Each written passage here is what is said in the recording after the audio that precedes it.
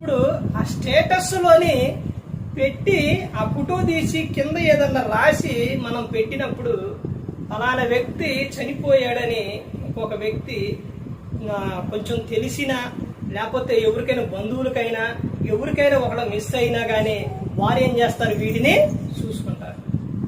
అలా చూసుకున్న తర్వాత అవకాశం ఉంటే త్వరతపడి ఆ వ్యక్తిని చూడటానికి వస్తారు. అందుకే స్టేటస్ అనేది పెట్టేది నా గొప్ప కోసమో లేకపోతే ఏదో విధంగో లేకపోతే ఒకరిది పెట్టడం అనేది కాదు.